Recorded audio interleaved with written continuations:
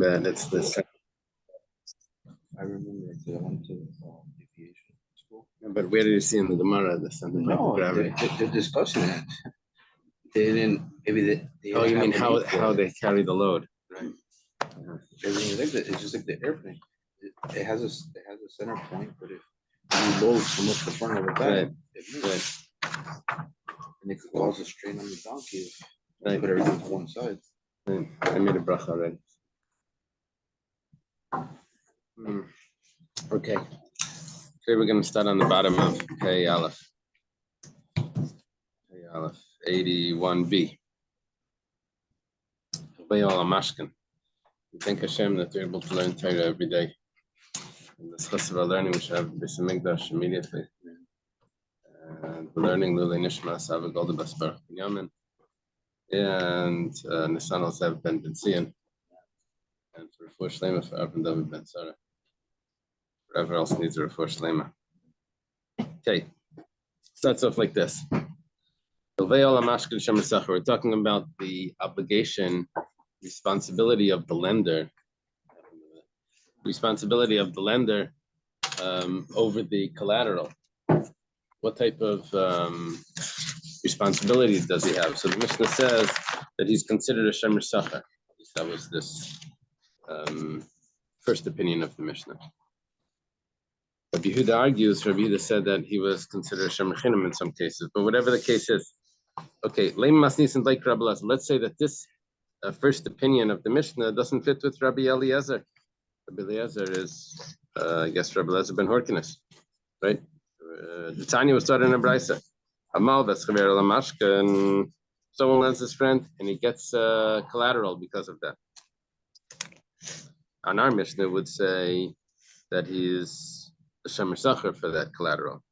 But what happened over there was v'avra mashkan. In the brisa it says that if the collateral gets lost, yishava v'yital ma'isav, he has to swear, and then he goes and he collects the debt, which means that he doesn't lose his money. He doesn't lose he doesn't lose collecting the collection of the loan because he lost the collateral. He just has to swear that the collateral, that he wasn't negligent. He's exempt from paying for the collateral. And then he goes and he collects the loan. Now, what we're seeing is that if he can swear and exempt himself from paying, he must be a shemer chinim. A shemer chinim can swear and be exempt. Shemer sacher would have to pay even with swearing. It doesn't matter if you weren't negligent, but you lost it, and a shemer sacher has to pay for the loss. Rabbi Eliezer. That's the opinion of Rabbi Eliezer. Now, the logic behind this is that the fellow that's holding the collateral has a benefit to holding this collateral because he can use it to collect his debt. If he's using it to collect his debt, it's sort of like there's different ways of viewing this. There's a few things that come into play here. One thing that came into play was that the fact that he lent money makes him and he did a mitzvah. So the reward for the mitzvah, even though the lending of the money is not the collateral, but the reward for the mitzvah of lending the money is sort of like a payment for him watching the collateral. Because he's not just doing a favor here; he's also benefiting by getting a mitzvah. And that mitzvah is like a reward, and therefore it's like a payment for the collateral, and it turns him into a shemer sacher. We had another instance like this, which is going to come up in the Gemara, something similar type of logic. Then there's another issue here that comes up, which could be make him more responsible. If the collateral is really going to be his payment of the loan, then he also becomes more responsible for it because it's already like starting to be his, and he's going to use it as his collection. So Rabbi Eliezer is of the opinion that when you take a mashkan, you're really not using it for collection. And his opinion is also that it's not considered a mitzvah, not that it's not considered a mitzvah, that you don't get the reward for the mitzvah is not considered a payment for watching the collateral. But what is the point of the mashkin if it's not used for collection? Point of the mashkin is that it's used just so you can tell the borrower, you can't just get rid of me. Why am I holding your license? Why am I holding your wristwatch? What's it doing by me? You gave it to me because you wanted it as a proof that you owe the money. If you don't have a document or something, right? So that's what it's like. Yehuda gave Tamar his ring and his staff and his cloak, whatever. What's it doing by me? Why do I have this? Because you can't run away. Because this is right. Okay, but it's not actually for collection. It's just there as a proof to make the person acknowledge that there was a loan. He has a responsibility to watch, but what level of responsibility is he a shemer chinam or shemer sachar? Rabbi Eliezer holds that he's a shemer chinam. That's lower. That's an unpaid watchman. Yeah. It says it doesn't have to do with. It doesn't come into the monetary laws.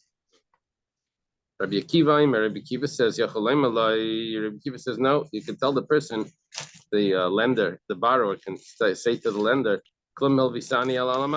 you only lent it to me because I gave you a collateral. Now,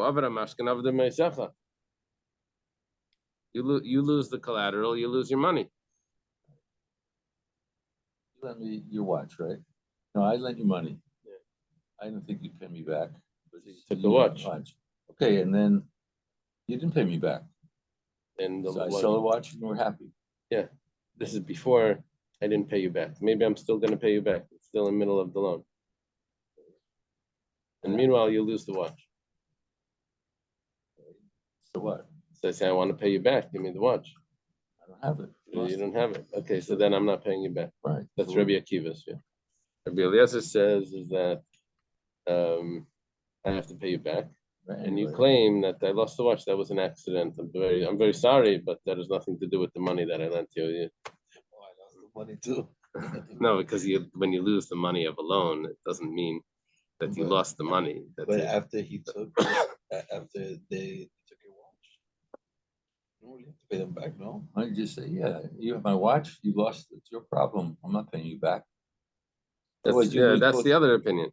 But this opinion says that he was only a shemer chinam on the collateral, so he's exempt from that. So you lose your money and the watch. And the watch, yeah.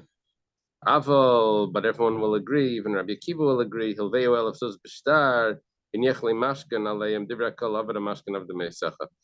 Not even Rabbi Akiva, even Rabbi Eliezer will agree that even Rabbi Eliezer will agree that if he lends him 1,000 coins with and there's a document, so now he doesn't need the mashkin to prove that there's a connection to say, but why am I holding your thing?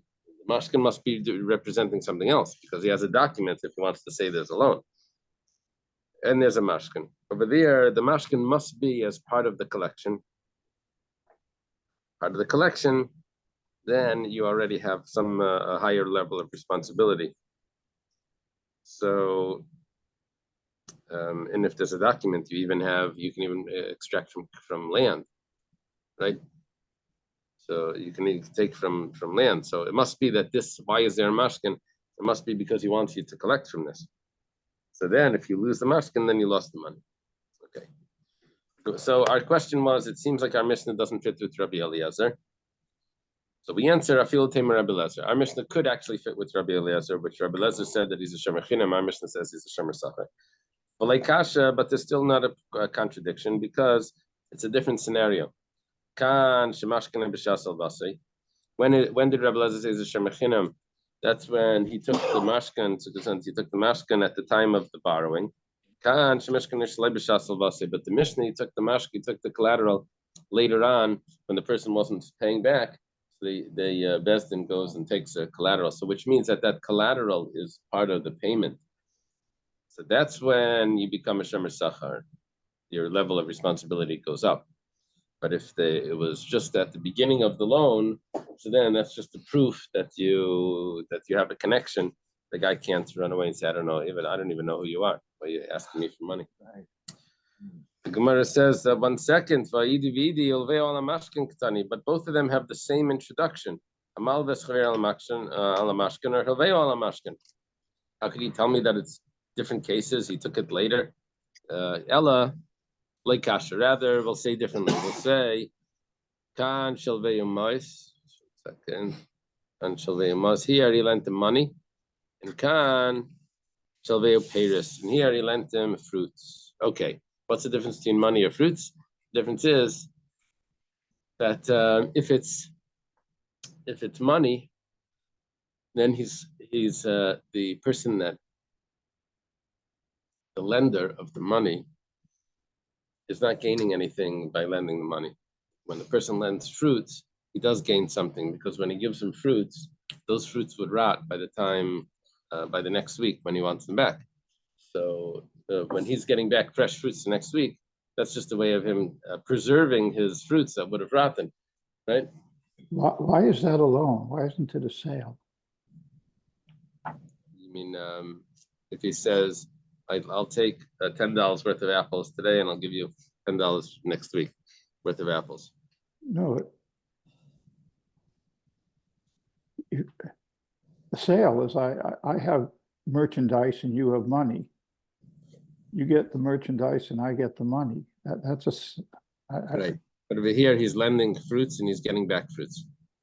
He's doing it in a kosher way, where he's turning it into a value. Probably, I mean, it doesn't discuss that, but probably he's doing it in a kosher way, where it's not interest. It calls it lending. He's giving out, sending peros and getting back money. No, he's giving fruits and he's getting back fruits. Oh, I thought he was getting back money. Excuse me. He's getting back fruits. And the benefit is that those fruits would have spoiled. Yeah. But when he gets back fruits a week later, those fruits, he's getting back fresh fruits. I'm sorry, I misunderstood. Yeah, but there is a mashkin involved, and the mashkin gets lost. So because the fellow that's lending, the lender, has a benefit that he gets fresh produce in a week, so then he becomes a shemer sachar on the mashkin. That benefit makes him a paid watchman. That would be the two difference between the cases. Whereas the problem with this, you want to ask something? I was just thinking that if they do the fruit by the value, it's like fair. Yeah. Yeah, that's the correct way. That's right. Otherwise, it's called sab. A bushel for a bushel. It's problematic. We learned it. Okay, but the problem is, so this is a good solution. The only problem is that if you read further in the Mishnah, Rabbi Yehuda says, that exact answer that you're doing for the Tanakama was the opinion of Rabbi Yehuda. And if you're going to say that the Tanakama holds like that there's a distinction between lending money and lending fruits, then what's Rabbi Yehuda coming to argue if the Tanakama hold exactly the same thing? Michlal, this implies that the Tanakama lo yishanile, that the Tanakama do not have this distinction between fruits and money. The Gemara answers, what we're going to do is we're going to say that the entire Mishnah is really the opinion of Rabbi Yehuda. And the only thing is the Mishnah was missing a few words, and therefore we thought that there was a machlaikas, but turns out that there's really no machlaikas. It goes like this. He lends him and he takes a mashkin, he is going to be a paid watchman on the mashkin. But when do we say that he's considered a paid watchman? Shalveu peiris. That's because the lending was fruits, and he's going to get back fresh fruits in a week. So that's why he's a shemer sachar. That's why he's a shemer sachar. But if he lent money and he just gets back money, then he's just a shemer chinam on the mashkin. Rabbi Yehuda because Rabbi Yehuda says because that's Rabbi Yehuda's opinion to make that distinction, the benefit that the lender gets when he gets back the fresh produce. Yihachi, Gemara says, okay, you did all of this, acrobatics to figure out how the Mishnah could fit with Rabbi Eliezer, but when in doing that, you just canceled out Rabbi Akiva because there was a machlekes Rabbi Akiva and Rabbi Eliezer. Rabbi Eliezer says that he's a shemer chinam, and Rabbi Akiva says he's a shemer sachar. And you said that the Mishnah is when he lends money, he's a shemer chinam. And Rabbi Akiva says no, he's a shemer sachar when he lends money. Yeah, he's a Shomer Sacher. So Ella Machvarta Masnisin Bike Rabbi Lezer. So we drop that. We say it's we dropped all of this distinction between money and fruits and all of that. And we say, okay, Mishnah is not like Rabbi Eliezer. Rabbi Eliezer says he's a Shomer Chinam. Our Mishnah says he's a Shomer Sacher, following Rabbi Akiva. Yeah, we rather have the Mishnah be Rabbi Akiva than Rabbi Eliezer, because all of the Mishnayos is all by the students of Rabbi Akiva. Stam Mishnah is Rabbi Meir. Stam Sifri is Rabbi Shimon is the Rashbi. Stam Sifra is Rabbi Yehuda. And Stam Tisefta is Rabbi Nechemia. And Kulu Ali b'd Rabbi Akiva. They all follow the opinion of Rabbi Akiva. Rabbi Akiva was the teacher of all of them. Would that argue that this Rabbi Eliezer is really Eliezer ben Yaakov, not Eliezer ben Hyrcanus? Because Eliezer ben Hyrcanus can argue with Rabbi Akiva. He's before him. Rabbi Eliezer ben Hyrcanus can argue with Rabbi Akiva. We have no problem with that. And Rabbi Eliezer ben Yaakov, there were two Rabbi Eliezer ben Yaakovs. Yeah, but it could be Rabbi Eliezer ben Shemua. But that would be Rabbi Eliezer. But the point over here is not if you can argue with Rabbi Akiva. The point is that we have a Mishnah without a name in it. Who would that follow? We'd like it to follow Rabbi Akiva more than Rabbi Eliezer. That's better for us. Because it would be a Stam Mishnah, Rabbi Meir. Who's Rabbi Meir's teacher? It's Rabbi Akiva. It just seems to me that the logic of what you just said is that somebody who can't argue with Rabbi Akiva, and who can't argue with him, his student can't argue with him. No, no. A student actually can argue with the teacher, but not in tradition, of course, but in logic they can. But the point over here is not if you can argue or can't argue. The point is that if I have a Stam Mishnah and I don't know who the author is, and it doesn't fit with the Tanaim, so who would I like it to fit with? I would rather it fits with Rabbi Akiva than with Rabbi Eliezer, because Rabbi Akiva was more the accepted opinion because of his students. In the Mishnayos, Rabbi Akiva is the accepted opinion. They would traditionally should be following Rabbi Akiva as their teacher.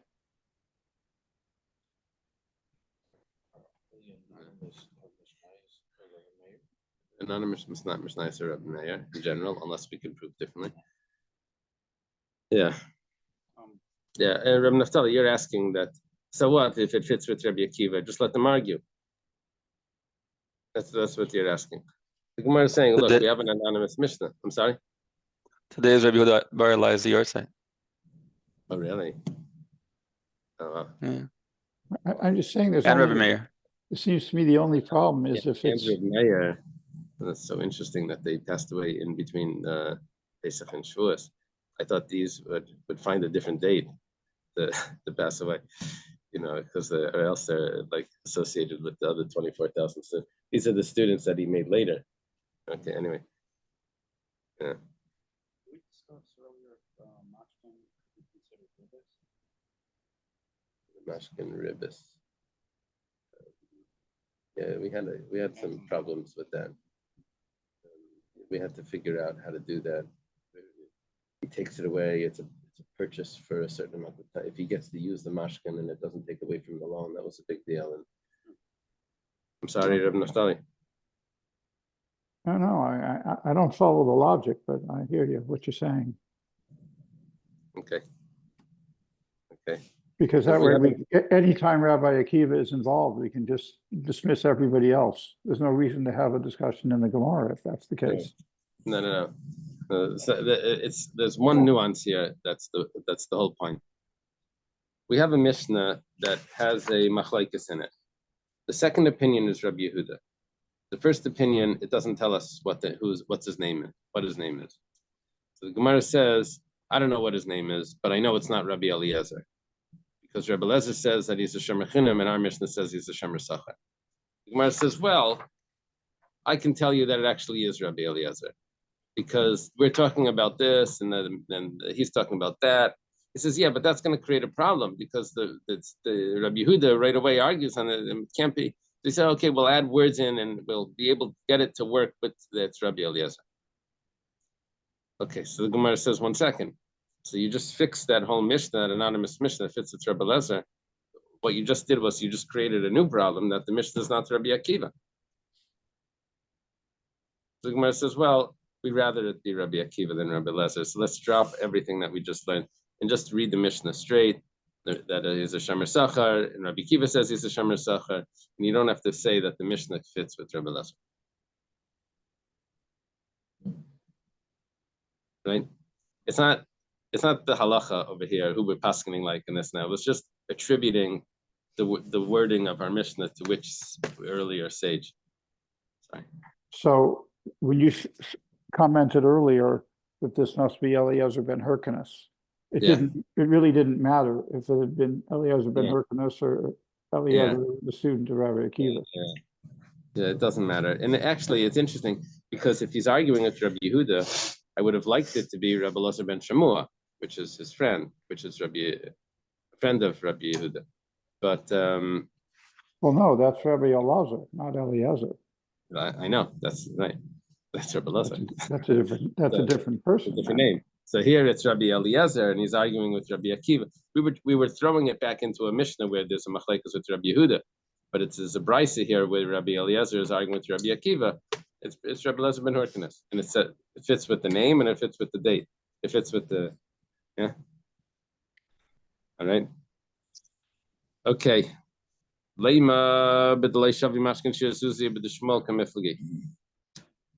Going back to the machlekes between Rabbi Eliezer and Rabbi Akiva, let us say that they're talking about where the mashkin is not the same value as the loan. It's less than the loan. And they're arguing about what Shmuel says. No, not what Shmuel says. They're arguing, do we accept Shmuel or not? Now, Shmuel was later, but the idea over here is, do we accept that logic? What does Shmuel say? Shmuel said, if someone lends his friend 1,000 coins, and he gives him as a collateral a handle of an axe, or I don't know what a sickle. Okay. Avad kata the magla, if he loses the handle of the sickle is probably a piece of wood, right? Avad kata the magla, say a broomstick. Avdu alfa zuzi, if he loses that handle, he loses the 1,000 zuz. That's what Shmuel says. Now this is almost irrational, but the way Shmuel's putting it is that no, this is the mashkin. If you don't give it back, then you don't get it. It's like, you get a receipt, you give it back, you pick up your money. Yeah, you need where's your You lent him 1,000. Lent him 1,000 zuz. He gave him a mashkin for the thing. He wants, I'll return the mashkin. Just give me back the handle. He doesn't have it. Okay, so now I would go to the store and get another handle, but and then get the money because this is $2 and that's 1,000. Grandfather's maybe. If Lincoln said so, Shmuel holds that the collateral is a proof of the loan. Yeah. He Is the Shmuel hold that it's proof of the loan? Shmuel holds that it's also the collection of the loan. That you're supposed to, even though that was like the beginning of the collection. Why Shmuel holds that you lose the entire loan is surprising. I would think you would lose whatever that value is. Yeah. Okay, so what would come out is like this. According to Rabbi Akiva, of Ramashkin, of the Maisecha, Rabbi Akiva maybe holds of Shmuel, but Rabbi Eliezer for sure doesn't hold of Shmuel. So the Gemara says, no.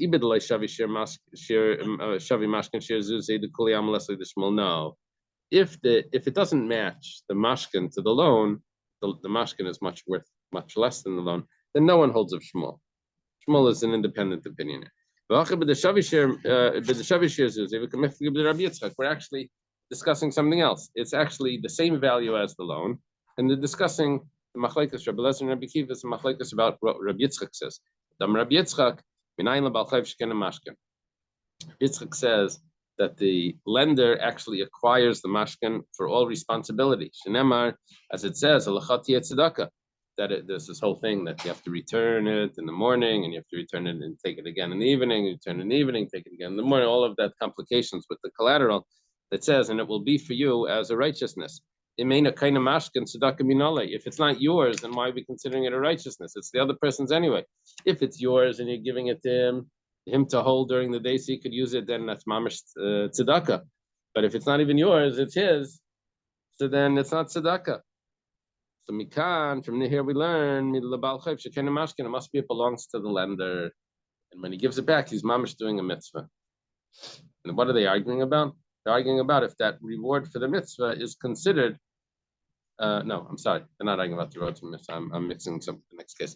They're arguing about if he acquires the mashkin for all responsibilities. That's what it means. If they accept Rabbi Yitzchak, which means Rabbi Akiva would accept Rabbi Yitzchak, and Rabbi Elazar would say no.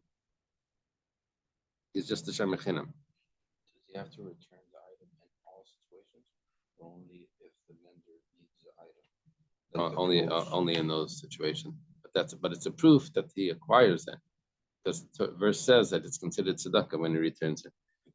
So the Gemara says, "V'tizbara, do you really think that this is a possibility? That that's what Rabbi Eliezer and Rabbi Kiva are arguing about?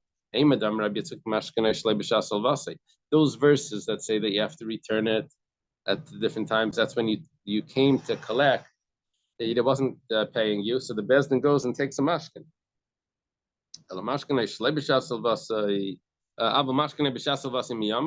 But if you take a collateral at the time of the lending, then you don't have those laws of returning it. And the verse is not applying to that. So it doesn't have this concept of tzedakah. So there's different types of mashkin. We're talking about when you took the mashkin at the time of lending.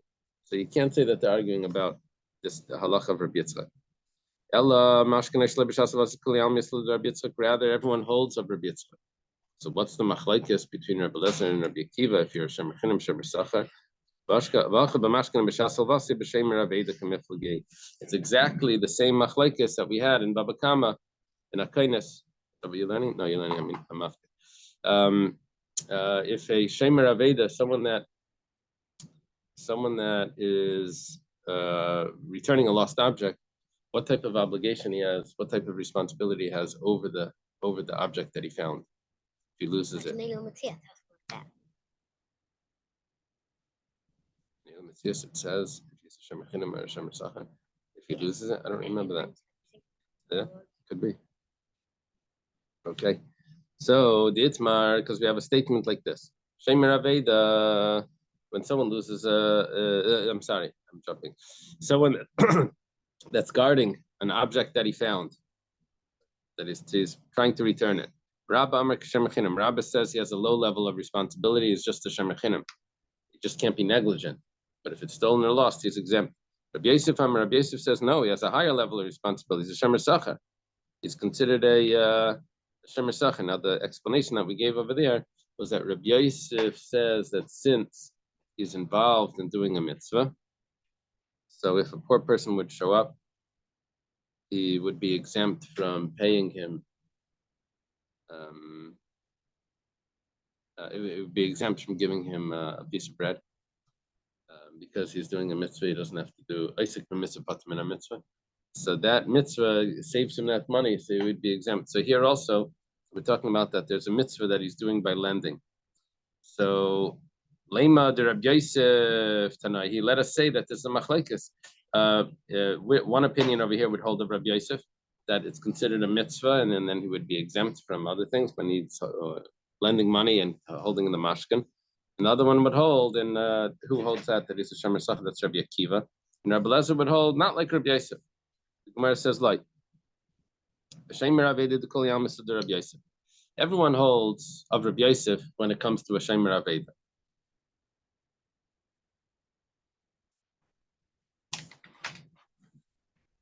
Rashi points out that what the Gemara is doing over here is it's matching up. I have Rabbi Yosef, Rabba and Rabbi Yosef. They're talking about if someone finds an object, is the mitzvah considered a payment?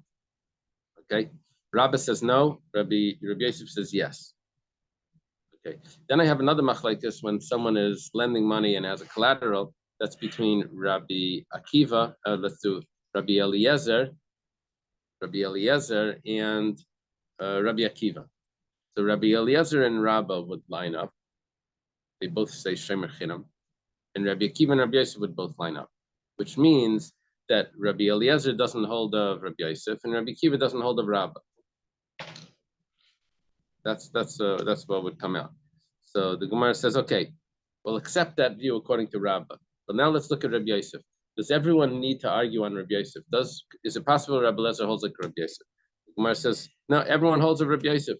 He just has a different opinion in his case. He says, my case is different than the case of Rabbi Yosef. Everyone agrees with Rabbi Yosef. Over here, we're talking about when he's going to use the mashkin as a collection. He says, I know when you're returning a lost object, it's purely, what's the word? Like altruistic. It's not for me. It's for the other person. I don't gain anything from this. I'm just trying to return the item. So it's a mitzvah. But over here, he's lending money and he's getting a mashkin. So one opinion says, well, 1 second. When you're lending money and you're getting a mashkin, the mashkin is there for you to guarantee it. The mashkin isn't the mitzvah. You lent the money, that was the mitzvah. The mashkin is not mitzvah kavod shel veil. The other one says, no, the fact that you did the fact that you lent him the money, that's already good. That it was not considered mitzvah. The fact that you're taking the mashkin, that's for your own benefit. So it turns out over here that there's a machlekes here if you have two intentions. For your own benefit and the mitzvah, if that's considered a mitzvah. I don't remember, but was there like an enactment regarding like these lost items, so people would like take upon them the responsibility of picking up this lost item and returning it?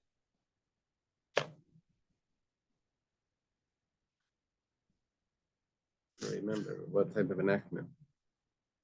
There was a He doesn't have to take an oath. That's what was enactment.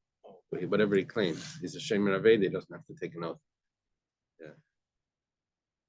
Okay, so it turns out over here that even if you hold that by a loan you're considered a Shemer Chinam, but when it comes to Shemer Aveda, when it comes to returning a lost object, you still could be a Shemer Sachar.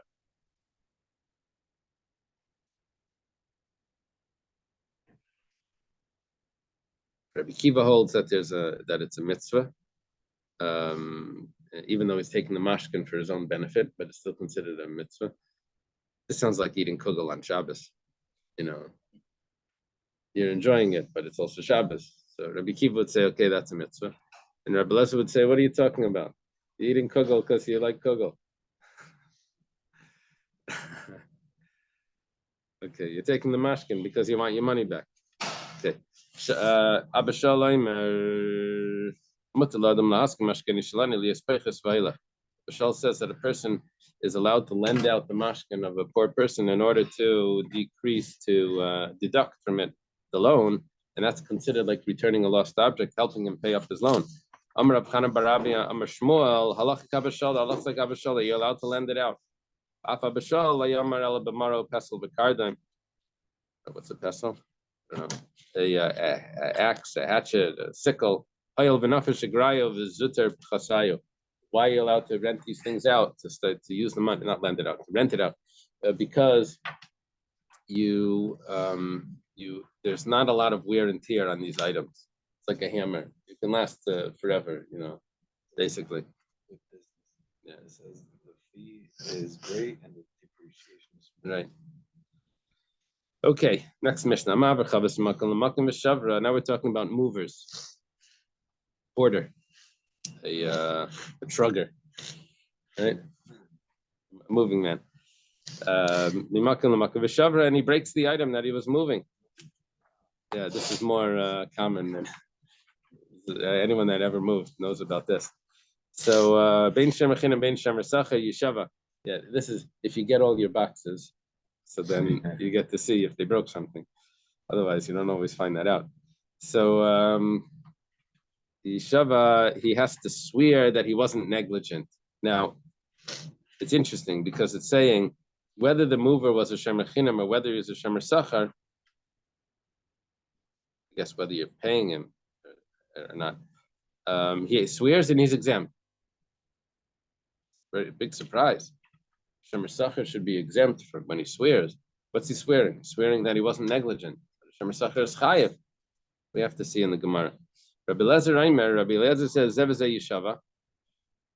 On the side it says Rabbi Lazar. On the side of my Gemara. I don't know if Rabbi Naftali, if you have the same Gemara as me. Here it says in the Mishnah Rabbi Eliezer, and on the side it says Tzarech Laima Rabbi Lazar. That would be V'hu Rabbi Lazar ben Shmuel. It says that's, I think the Maser Sashas is adding that in. Well, that's Rabbi Boaz. Here has What's his a. name? Yeah, okay. He says, you're right, that both of them swear. I just don't get it, why that should happen, why he should be exempt from swearing if he's a Shemer Sachar. Which means that he's saying, yes, I also heard that, but I don't really, I don't get how it works. So he's saying, usually when it says, Be'ini Yedei Lefarish, it's sort of like, that's usually Rabbi Yeshua that said that. And we had in a few places, Rabbi Yeshua would say, Shamati Avalini Yedei Lefarish. I heard, but I don't know how to have an explanation. Anyway, Tana Rabbana was taught in a brisa. We're going to elaborate on this Mishnah. We have it like more detailed. The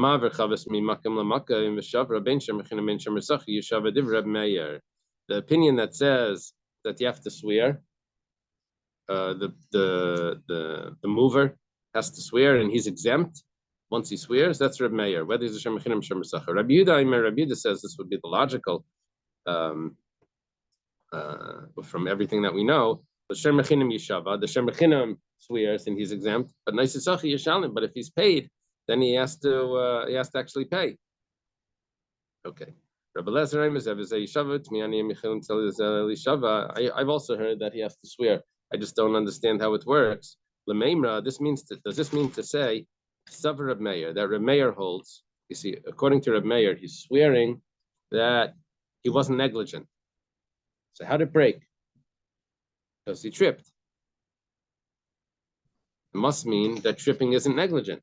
Remember, the Savar Reb Meir niskalav pisheo must mean that Reb Meir holds that stumbling is not considered negligent because he's able to swear that he tripped and that's how it broke, and he wasn't negligent. But 1 second, but Tanya, we have a brisa that says exactly the opposite. It says Nishbar Kadavale Silkai, someone's jug broke and he doesn't pick it up. Nafal Gamalavale. If his donkey fell, it's not donkey, his camel fell and he doesn't stand it up. The Chum say that he's exempt from court, but he has a moral obligation to pay, but he's exempt. The court can't enforce it.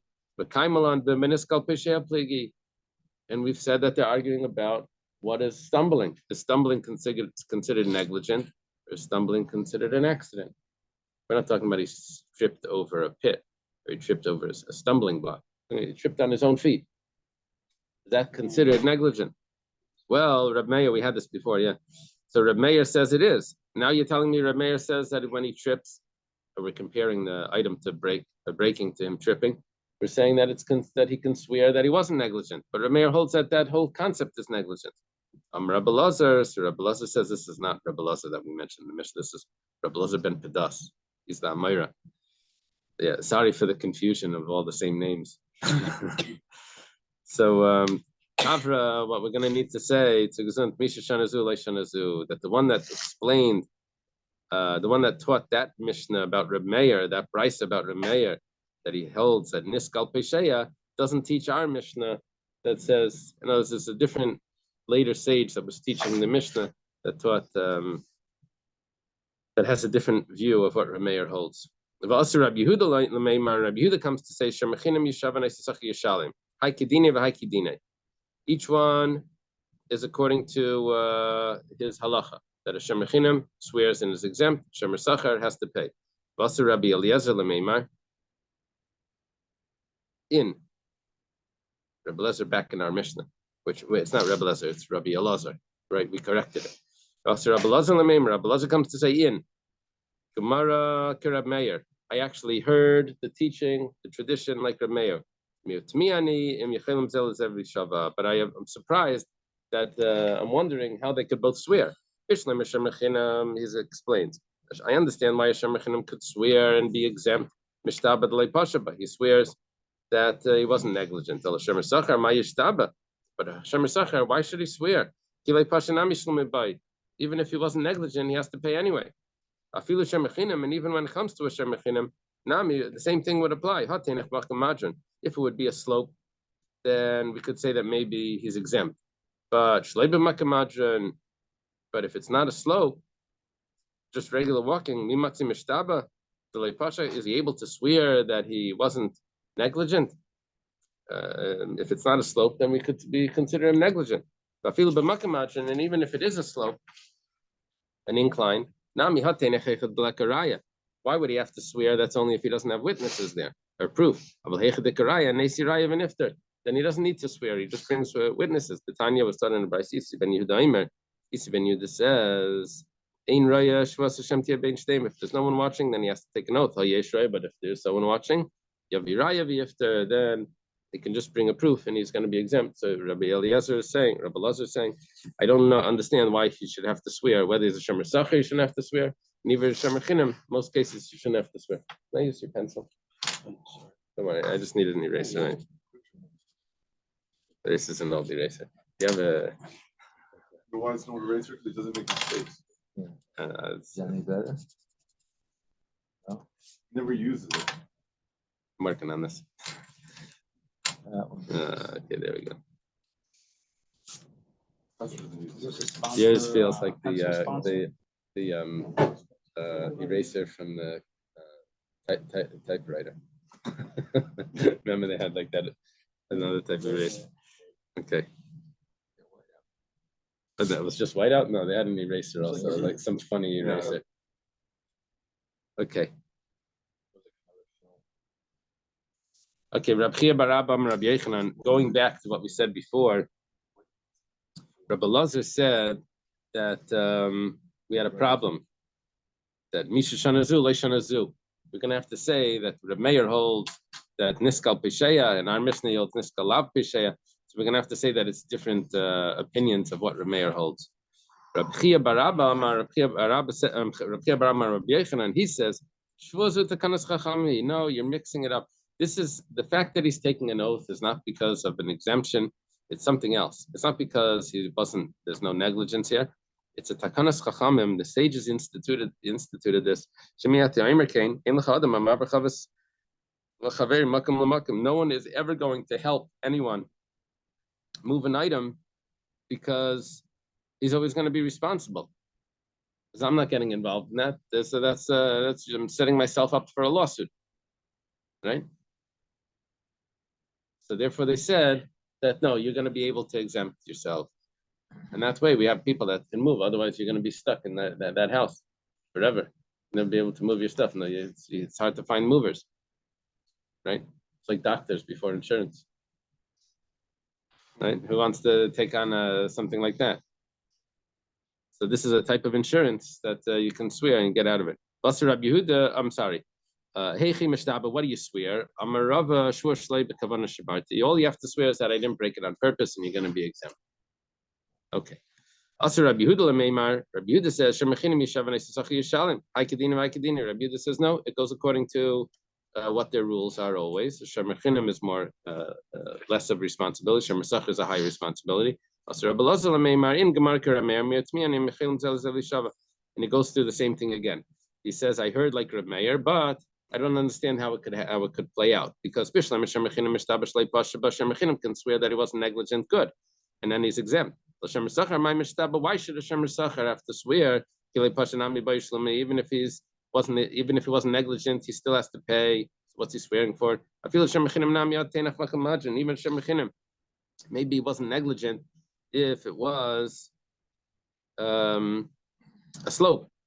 But if it was a flat area, flat pedestrian path, then why should he? Has he able to swear Shlei Pasha that he wasn't negligent? Even if it is a slope, we would only swear if there's no proof. So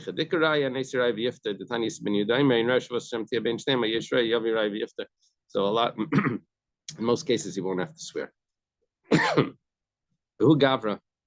was a fellow He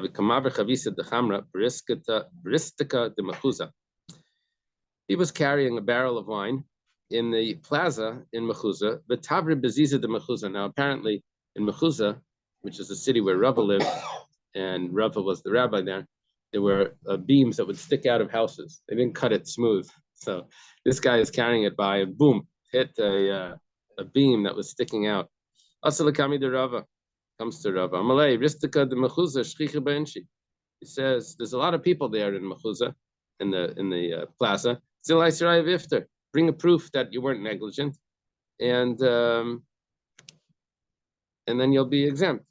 Okay. Amalei Rabbi Yosef Brei. Rabbi Yosef says, "Come on, Kiisi, you're paskening like Isi ben Yehuda, that says that if there's witnesses and he can't take an oath, then you just bring the witness." Amalayin, yes, Kiisi Yisrael and Kavase, we hold like Isi, that we don't give an oath if you can find witnesses. There was a fellow who told his friend Zil Zavan Adoni Chamra, go buy for me. It's a professional shopper. He says, go buy for me 400 barrels of wine. He also Zavan goes and he buys it. It'd be fun for some people. He comes back to him. He says, I bought you 400 barrels, but they all went sour. They're all vinegar. Now, there's a concern over here that he didn't do a good job purchasing it. There's a concern that maybe he did purchase it and it's all good wine, but he had wine that went sour and now he's switching it and taking this for. So we have a concern over here. They come to Rav, Armalei, Abrame Adani Chamrat, Kifi, Kalis Leila Milsa. That would be when wine goes bad like that. So 400 barrels, that would be like on the front page of the Wall Street Journal. So Zilai Siraya de Mikara, Kimazavneslu, Chamra Mali Avivifter. Go bring a proof that when you bought it, it was good wine, and then you'll be exempt. Amle Rabbi Yosef Brei, come on, Kiisi. Rabbi Yosef, the son says, is this like Isi? I don't know why you asked to ask twice. Amalein, Kiisi Yisrael and Kava say yes. It's Isi, and that's how we paskin. Asking Rabbi Chia Bar Yosef B'Sichra. Rabbi Chia Bar Yosef instituted in the city of Sichra. Hani de Daru Bagra the Itbar.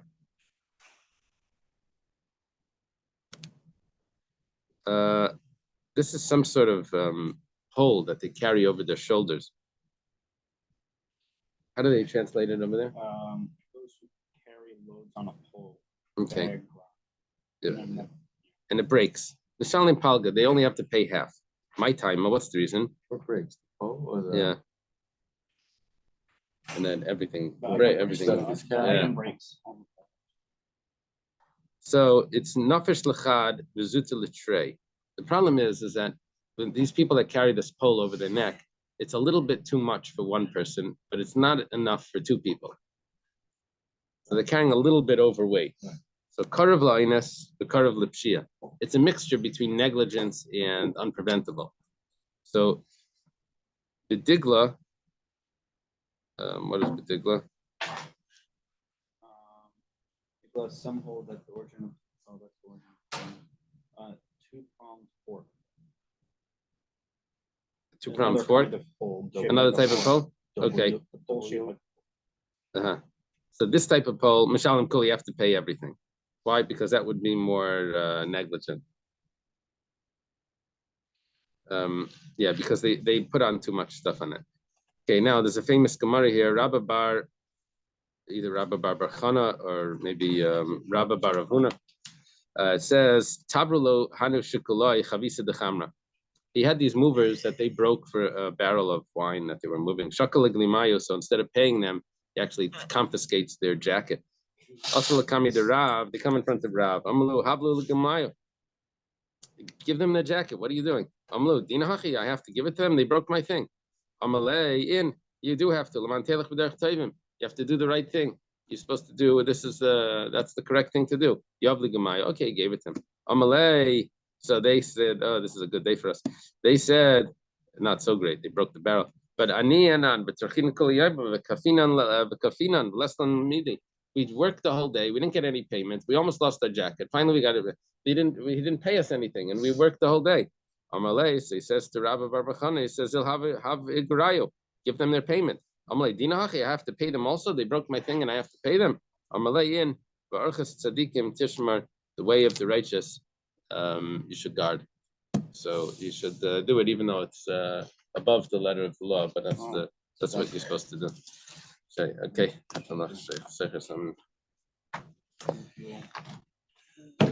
Okay, have a great day.